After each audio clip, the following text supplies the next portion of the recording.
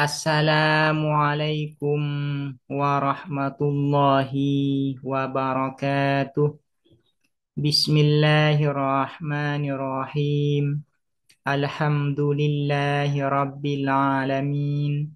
Wabihi nasta'inu ala umurid dunya waddin. Wassalatu wassalamu ala ashrafil anbiya'i wal mursalin.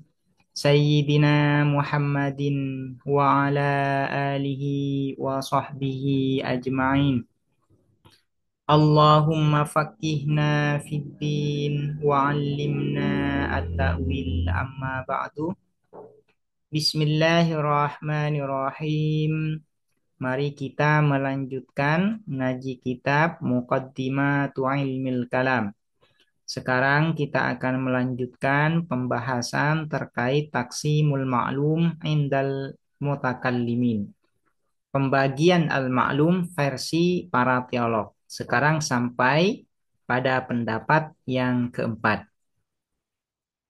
Namun, sebelum masuk pada pendapat yang keempat ini, saya akan mereview pendapat yang ketiga yang sudah dijelaskan di pertemuan sebelumnya, yaitu pendapat Aktsarul Mu'tazilah, mayoritas Mu'tazilah. Inda Aktsaril Mu'tazilah, al-ma'lum ini terbagi menjadi dua. Pertama, ma tahaqqaqa fi nafsihi. Dan ini disebut dengan asyai' watsabit. Yang kedua, ma lam yatahaqqaq fi nafsihi. Dan ini disebut dengan al-manfi.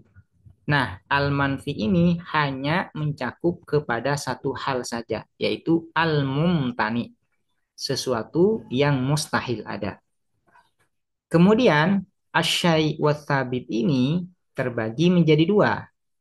Pertama, malahu kaunun fil a'yan. Dan ini disebut dengan maujud. Yang kedua, ma laisa lahu kaunun fil a'yan. Dan ini disebut dengan al-ma'dum. Nah, al-ma'dum ini hanya mencakup kepada satu hal saja. Apa itu? Yaitu al-mumkinul ma'dum atau al-mumkin qabla wujudihi. Sesuatu yang mungkin sebelum dia ada. Maka ini disebut dengan al-ma'dum.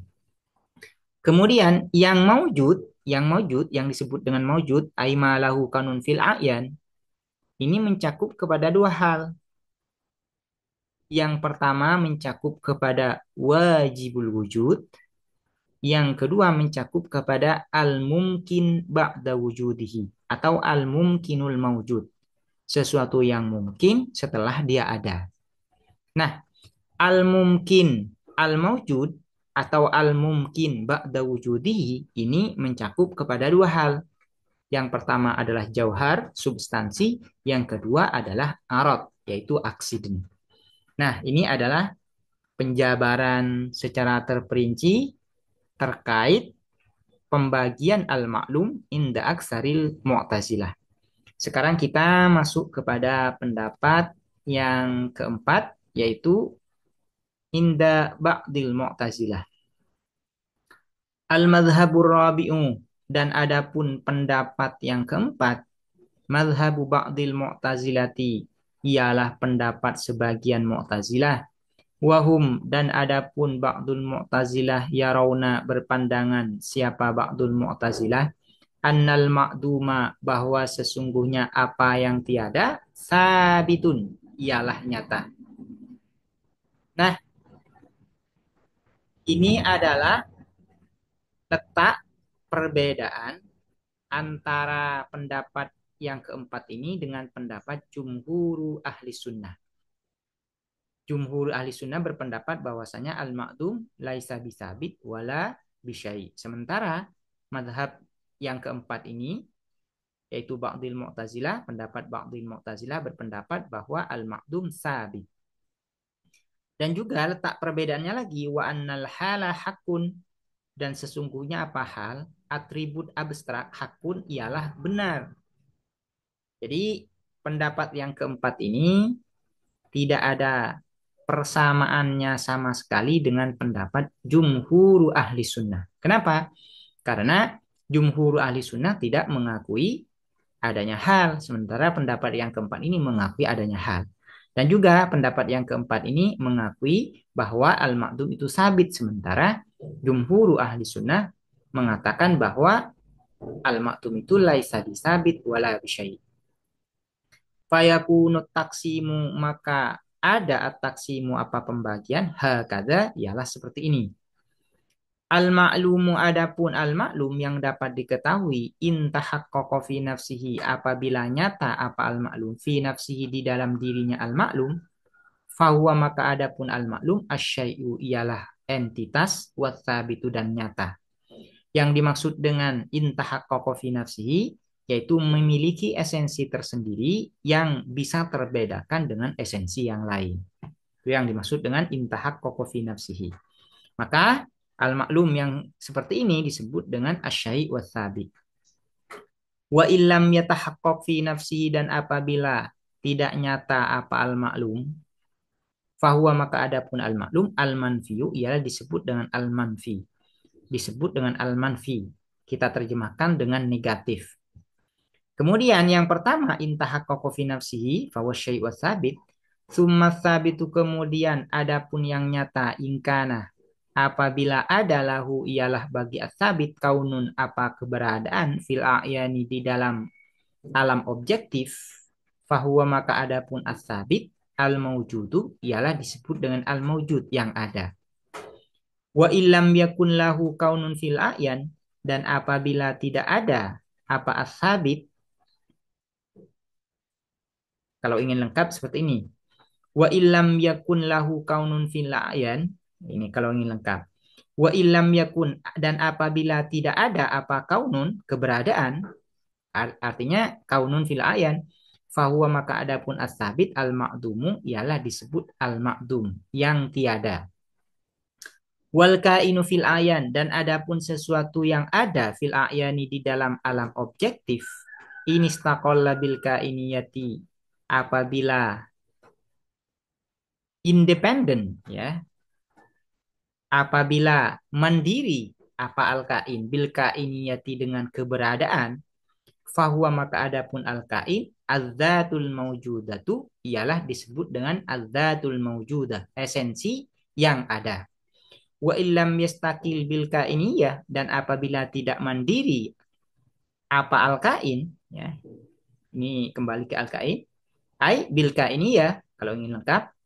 Wa illam yastakil, dan apabila tidak mandiri apa al-kain, fahuwa, maka adapun al-kain al-halu ialah disebut dengan al-hal, yaitu atribut abstrak. Atribut abstrak.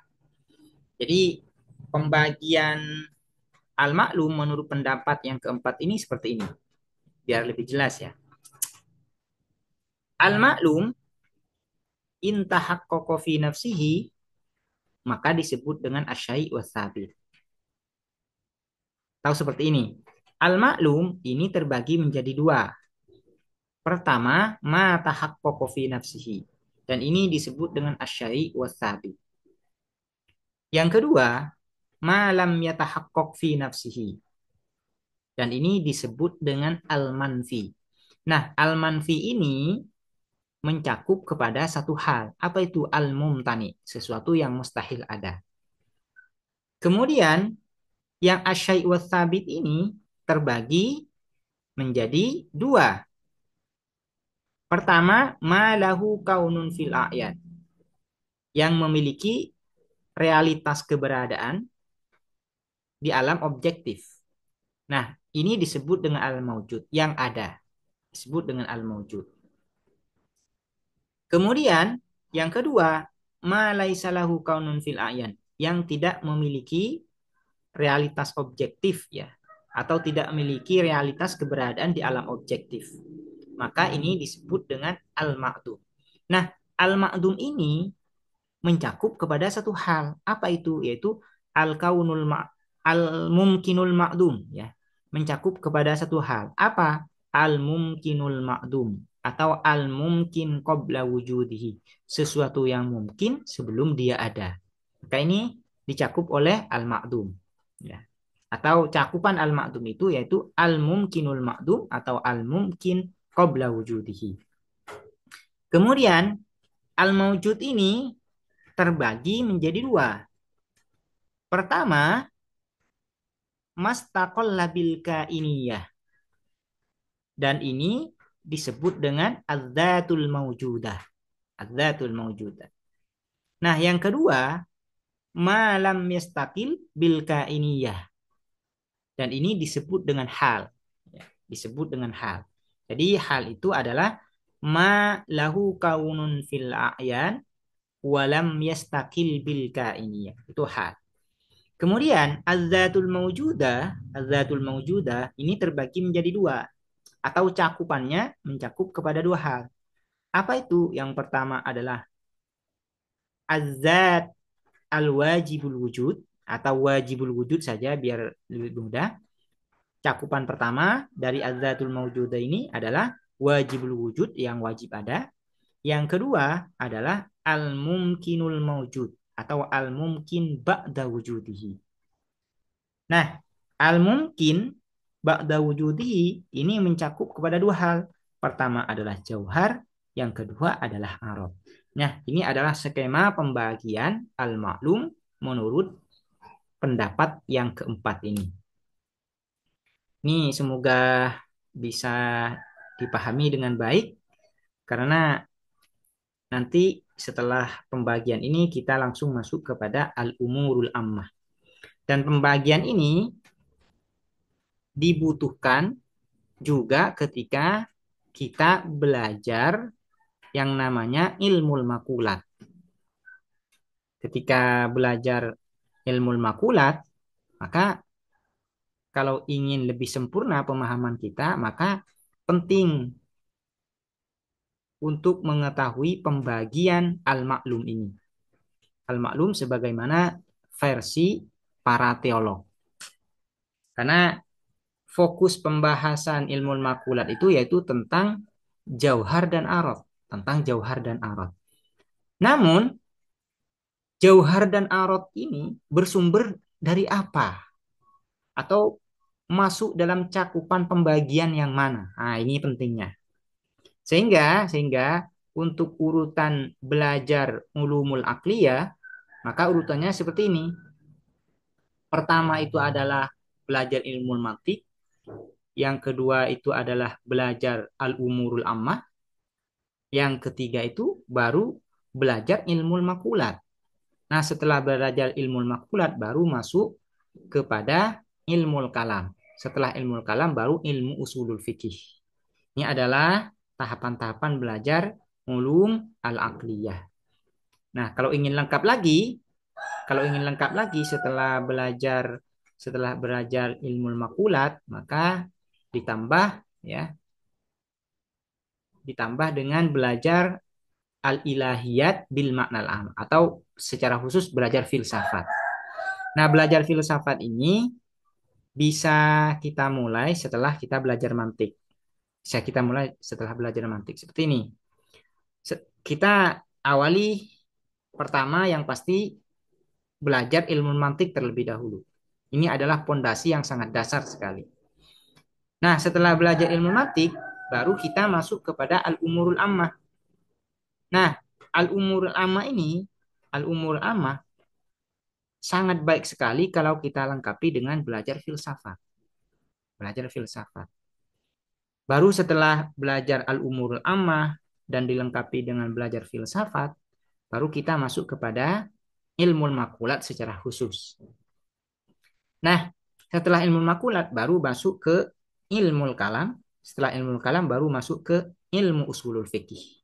Maka ini akan lebih sempurna sekali ya. Akan sempurna sekali tahapan-tahapan kalau kita belajar ilmu-ilmu ini secara berurutan seperti yang sudah saya sebutkan barusan. Demikian, semoga dapat dipahami dan bermanfaat. Assalamualaikum warahmatullahi wabarakatuh.